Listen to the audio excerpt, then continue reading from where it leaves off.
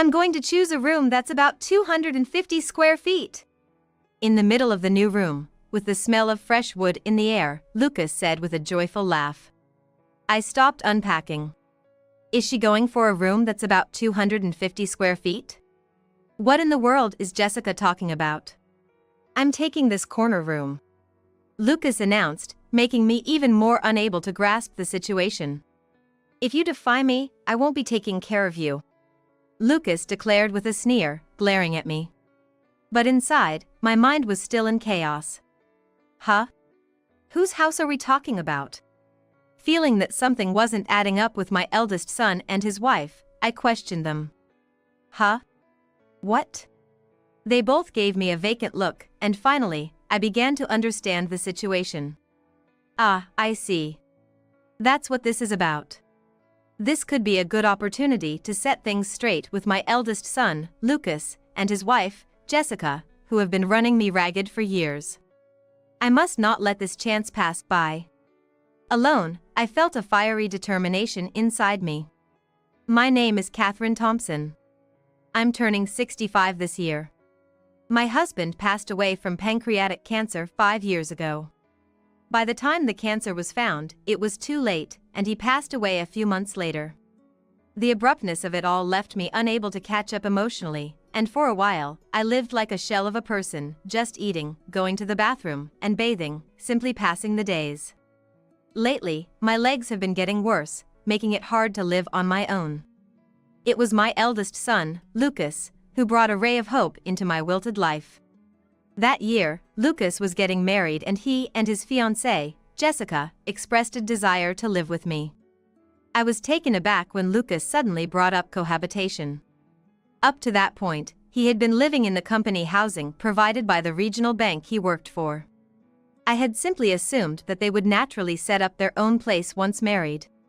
But contrary to my expectations, my son and his wife-to-be wanted to live with me. I hadn't even met Jessica yet, and I didn't know anything about her. But for me, having lost the love of my life and feeling a gaping hole in my heart, Lucas's offer to live together felt like a consolation sent from God. Of course, I'll contribute to the household expenses. Oh, I'm fine with it. I found myself quickly agreeing before I knew it, and Lucas smiled with satisfaction. Got it. Then I'll bring Jessica over next week. Take care, he said, and with those words, Lucas left. Despite his somewhat rough personality, I always thought that was just because he was in front of his parents, maybe showing some rebellion. To me, he was still my dear child. I felt as if my once lonely life had suddenly been illuminated. A week later, as promised, eldest son couple came to our house. Here we are. Despite it being our first meeting, I was surprised by how Jessica confidently strode in, her footsteps echoing loudly. Despite being the same age as Lucas, 30 years old, she wore a skirt shorter than knee length, her hair was dyed pink. And her nails were glittery and flamboyant. Nice to meet you. You're Jessica, right? Yeah, that's me. But, what's with this house? It's kinda run down and small, isn't it? I was taken aback as Jessica entered the house and immediately started criticizing it without even a proper greeting. That's true. But it's better than nothing, so bear with it. Sure. Lucas retorted with a dismissive tone, which confused me even more since just a week ago he had been so keen on moving in. Despite the sudden rudeness, I reminded myself that we were going to be living together from now on, and I didn't want to start off on the wrong foot. So, I sat Lucas and Jessica down and served them some tea. Do you work, Jessica? There's no way I'm working, it's just too much hassle. Oh, I see. And what about you, do you work? No, I've been a homemaker. Wow, so you're living off your husband's pension? Must be nice. You can just live it up without working a day. Despite both of us being homemakers, I looked at Jessica in disbelief as she sarcastically laughed and called my situation quite the nice position. I do receive a survivor's pension, but that's my only income. It's nowhere near enough for a luxurious life, I'm just getting by day to day. Living leisurely is nothing but a pipe dream. More importantly, Jessica, How should we divide the household chores? Since we're both homemakers, maybe we can split them equally? Wanting to change the subject, I proposed this to Jessica. Living together means the three of us supporting and helping each other out in our daily lives. I assumed that since Lucas would be working during the day and contributing financially, Jessica would be willing to help with the chores. However, she frowned visibly at my suggestion. Divide the chores? No way, you should handle all that. I don't know anything about this house. Plus, I'm busy hanging out with friends. With that sharp retort, Jessica looked at me with a piercing gaze as if dumping all the responsibilities on me. Well, then, just help out whenever you can, please. I couldn't ask too much of Jessica since we had just met today, so I ended up conceding on the issue of chores. Jessica wore a smirk as if she had one. I felt overwhelmed and dismayed thinking about our future life together. Living with 3 other people was a far cry from the married life I had initially imagined. First off, Lucas would say he's too busy with work and wouldn't come home until late at night. True to her initial declaration, Jessica didn't do any household chores. I thought she might at least be able to take out the trash, but she seemed to have trouble getting up in the morning and couldn't manage to do it on time. Reluctantly, I found myself doing all the housework for 3. Before moving in together, I thought this would fill the void of missing my husband, but now I regretted it, thinking maybe I was better off alone. Jessica wasn't just neglecting the household chores, she was out and about every day. Given her flashy appearance, I had suspected she might be a bit wild, but to be out playing every day really was quite the nice position indeed. Every time Jessica came home, she was always carrying shopping bags from well-known international brands. These were brands that sold luxury items I could never afford on my pension. When I asked, "How did you afford these?" she laughed through her nose and said, "Obviously, I bought them with my allowance." However, I knew Lucas's salary wasn't high enough to afford multiple high-end brand items.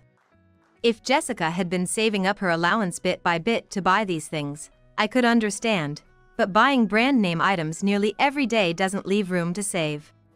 I wondered where she could possibly be getting so much money. And there was another unexpected issue for me. Lucas wasn't contributing financially to the household. About a month after we started living together, I thought Lucas would have transferred some of his salary into our household account by now, so I checked at the bank. But there was no money from Lucas. Before we started living together, I remembered Lucas saying, "I'll contribute financially to the household." Well, it's only been a month, maybe he's just late or forgot, I thought, and went home without much suspicion that day. However, as 2 months, then 3 months passed, there was still no financial contribution from Lucas. I finally decided to tell him that it was impossible to cover the living expenses for 3 people with just my pension. Could you contribute a little to the household? The budget for groceries is really tight. Sorry, I forgot. I'll make sure to put in some next time. Hearing the words "I forgot," I felt relieved and believed that Lucas would start contributing financially from next month. However, his promise seemed to be just an excuse to placate a child, and he never actually made the transfer. I pleaded with Lucas several times, but he was usually drunk by the time he got home and quickly forgot what I had said. Or perhaps he was pretending to forget. When it became clear that I wouldn't receive any money from Lucas, I had no choice but to find a part-time job. I started working at a local flower shop. Returning to work after so long was exciting, but the long hours were tough on my body, which was already past retirement age. Still, the pressure of earning enough to support 3 people weighed heavily on me. I worked 6 to 8 hours during the day, similar to a full-time job, then came home to prepare dinner for 3. Jessica, as usual, did not start helping with the chores even though I had begun working. On the contrary, she would throw tantrums over the meals I cooked, like a small child. One evening, she flipped her plate over and exclaimed, "What is this? It tastes awful. I wanted curry. Make it again." It wasn't just one day that such incidents occurred. Again and again, Jessica would find fault with the meals I prepared based on her mood for the day. I felt a surge of anger and sadness, but realized that arguing with the unreasonable Jessica was futile, so I silently remade the meal. I wanted to break free from this life that felt like slavery. I can't go on like this. Instinctively, I knew I couldn't go on like this. So, I decided to find a hobby to distract myself and asked the manager of the flower shop, "Can you think of any hobbies I could do at home?" The manager, Mrs. Smith, was a young woman in her 40s who you could tell must have been very beautiful in her 20s, fitting the image of a florist perfectly. "How about something handmade? You're welcome to use the flowers that we're going to discard." Following the manager's advice, I decided to make jewelry using flowers. Making jewelry was a lot of fun. I was naturally skilled with my hands and quickly got the hang of making jewelry that looked just as good as what you'd find in a store. The manager, who was knowledgeable, even showed me a site where I could sell my handmade creations. Just out of curiosity, I put the jewelry I made up for sale on a website. Just out of curiosity, I posted some of my jewelry on the selling site, and within a week, orders started coming in, and I began to earn an income from it. The joy of earning money from a hobby was exhilarating, and I made jewelry in every spare moment I had. Jessica scoffed at my efforts, saying, "What's this? People actually buy these?" But I ignored her. When she realized I wasn't paying attention to her, she tried to annoy me by saying, "You're just like a burden to society, an old person who's useless." But I didn't react to that either. No matter what Jessica said, I wasn't afraid anymore. 5 years had passed since I started making jewelry, and I turned 65. Recently, I bought a house nearby. I loved the house I was living in because of the memories with my husband, but it was getting old, and everything was starting to fall apart. So I was satisfied to be able to buy a new house. And as I was thinking about living there without my eldest son couple, Jessica peeked over my shoulder at the floor plan of my new home. "Wow, is this a new house? What's this, are you moving?" Jessica exclaimed with a cheerfulness I had never heard from her before. Looking at floor plans is indeed fun, and I like it too, but I never imagined that Jessica, who always seemed so angry, would get this excited. "Yes, that's right. Wow, it's really big." Jessica was absorbed in the floor plan, forgetting herself. For the first time in 5 years of living together, I saw a childlike side to Jessica. After that, I was busy buying furniture for the new house and packing up for the move. Lucas and Jessica, as usual, did whatever they pleased, paying no mind to my busyness. On the day of the move, I had asked some acquaintances to help with the big items, so I left the house with just one suitcase. "The new house is big, isn't it?" "It's spacious, I've seen the layout." The eldest son couple seemed eager to see the new house, and they were more excited than usual. I took Lucas and Jessica to the new home. Upon seeing the stylish black exterior, wooden door, and the large garden, both of them exclaimed, "Wow!" The garden was my own personal touch, something I insisted on for my hobby of growing flowers. When we entered, the expansive rooms spread out before us, and I felt very satisfied. Having bad knees, I made sure the house was single-story and had handrails installed, which turned out to be the right decision. "Whoa! It's super spacious and super clean." "It's more than I expected." The two of them, eyes sparkling as if they owned the place, walked around the house while I was unpacking, cheering every now and then. That's when I began to feel a sense of unease, thinking, After they had looked through all the rooms, they came back to where I was. "I'm going to choose a room that's about 250 square feet. In the middle of the new room, with the smell of fresh wood in the air, Jessica said with a joyful laugh. I stopped unpacking. Is she going for a room that's about 250 square feet? What in the world is Jessica talking about? "I'm taking this corner room," Lucas announced, making me even more unable to grasp the situation. "If you defy me, I won't be taking care of you," Lucas declared with a sneer, glaring at me. But inside, my mind was still in chaos. Whose house are we talking about? Feeling that something wasn't adding up with my eldest son and his wife, I questioned them. What? They both gave me a vacant look, and finally, I began to understand the situation. Ah, I see. That's what this is about. This could be a good opportunity to set things straight with my eldest son, Lucas, and his wife, Jessica, who have been running me ragged for years. I must not let this chance pass by. Alone, I felt a fiery determination inside me. I bought this house for myself.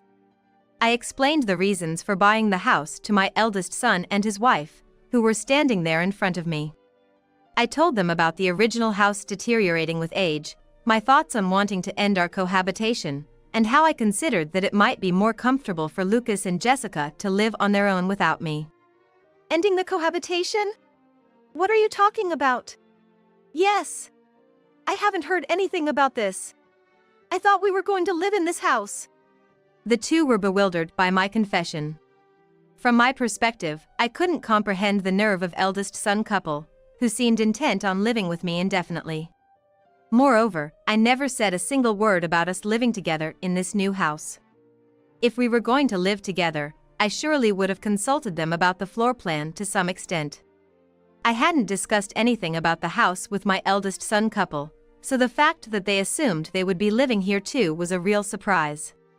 I'm sorry if it wasn't clear, but I thought if I explained it in detail, you might insist on coming along. And since I was only packing my things, I thought you would have realized. Even today, I assumed you were just coming to see my new place. After all, Jessica, you dislike everything about my cooking and cleaning, don't you? I never thought that you would actually want to continue living with me. When I said that, heavy with irony, Jessica was at a loss for words, uttering only a stifled But that's weird. How come you have the money to buy such a house? I've looked through the household account as much as I could and never saw that kind of money. Never mind. Lucas's face turned pale as if he had let something slip by accident. I was aware that Lucas had been taking money from the household funds. I had stayed silent because I was waiting to see when Lucas would reflect on his actions. If he had shown even the slightest hint of remorse, I might have consulted him about the new house. But Lucas hadn't just failed to contribute financially to the house, he had been using the household money for himself, so I had resolved not to hold back anymore. I earned the money myself. It was about 5 years ago, I think. I started making jewelry as a hobby, remember? The florist manager suggested it to me. Initially, I was just selling a little bit on a sales website, but then a famous influencer featured my jewelry on their social media. After that, my creations started selling like crazy, and my income increased significantly. Yes. The reason I, who was living on a pension, could afford a house was because of my success in selling jewelry. Of course, even with the buzz, jewelry sales alone wouldn't have made enough money to buy a house. I received invitations from various apparel and jewelry companies, participated in tie-up projects, and got advertisements. I wanted to use the substantial amount of money I earned, which I couldn't have achieved with just my part-time job, to buy a new house because of the strained living situation with my eldest son couple. It's a lie. There's no way you can earn money like that. Jessica screamed in denial of the reality. Up to this year, when she turned 35, Jessica had hardly ever worked. Yet she was always splurging on luxury brands, indulging in extravagance. It was no surprise that someone like her couldn't understand how to earn money. I know about you, Jessica. I heard you dropped out of high school, had a fight with your parents, and ran away from home. You were homeless, lied about your age to work nights, right? I can sympathize with that, even if it wasn't the right thing to do. But after quitting that job, just wandering around aimlessly, hanging out with bad influences, splurging on luxury items, and then it even led to shoplifting, didn't it? No. Jessica's face showed shock, clearly not expecting me to confront her about shoplifting. I had suspected Jessica of shoplifting about a year after we started living together. I always thought it was strange that she was wearing only luxury items right from the start. There's no way Lucas's salary could cover the cost of such high-end brands. I immediately suspected shoplifting. One afternoon, when Jessica went out, I discreetly followed her and, sure enough, she was guilty. I could have confronted her right there and then, but knowing Jessica, she would have likely talked her way out of it. So, I decided to record evidence of her shoplifting on my phone, thinking that if she didn't change her ways, I would turn it over to the police someday. I have proof. Look, I said, showing her the video. Jessica's face tensed even more upon seeing it. With the evidence before her, she couldn't say anything in return and just hung her head low. And Lucas, stealing money from the bank where you work, that's just the lowest of the low. You must have been in debt, right? How did you know that, Mom? Now it was Lucas who started to tremble. To them, I must have seemed like a police officer about to question them about the crimes they had committed. You see, the daughter of my florist's manager just started working as a new graduate at the same company as you this year, in the same department, no less. She told me that she saw you pocketing the money that customers entrusted to the bank. Being new and worried about making a false accusation against a senior, she hasn't spoken up about it to anyone. But I've thought to myself, if anyone at that bank would steal their own company's money, it would be you. This is what I heard, so there's no evidence, but given that Lucas was giving Jessica a substantial allowance every month, never contributing any money to the house, and actually stealing from the household funds, it seemed likely to be true. That's Smith. I educated her thoroughly, yet she's so ungrateful. Lucas fumed, shaking with anger at the manager's daughter's betrayal. Hearing Lucas's words, I took it as an admission of his theft and seized the moment to lash out. You educated her? You probably thought you were the most important person in this house, didn't you? Acting all high and mighty at work too, looking down on everyone else. But too bad. That won't work with me. This house is a prime example. I earned the money and bought this house with my own effort. You're not the great one here. Of course, I'm not saying I am either, but at least I won't let a house that I bought with money I worked hard for be taken away by you too. Now, please leave immediately. My scream sent Lucas and Jessica fleeing from the house in terror. I breathed a sigh of relief.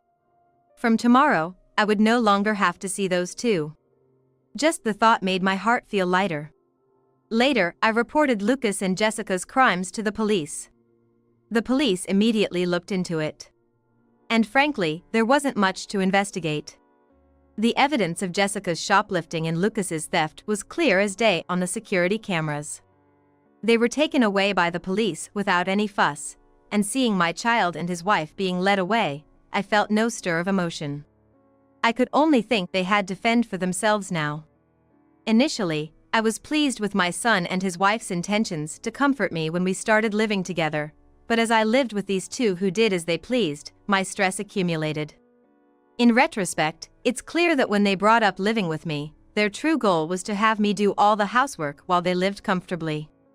Saying goodbye to a life of being insulted and having money taken by Lucas and Jessica, I now feel refreshed.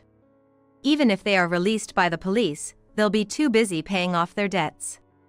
I'm certain their marriage will fall apart, given they can barely manage household chores. But I am resolute in my decision not to help them ever again. I've vowed to lead a life free from any ties to my eldest son and his wife. While continuing my part-time job at the flower shop, I've been putting even more effort into making jewelry. When I revealed that the flowers used in my jewelry came from the flower shop where I work, an unprecedented number of customers started to visit. Responding to customers' requests to use flowers as parts for their jewelry, I also began selling flowers specifically for this purpose. Manager showed concern, saying, "If your jewelry business is that successful, you could just focus on that," but I shook my head. After all, it was a hobby recommended to me by Manager Smith. I believe if using flowers from the florist in my jewelry helps the shop flourish, then that's the best outcome. I plan to continue walking this new path in life, enriched by both my work and my hobby.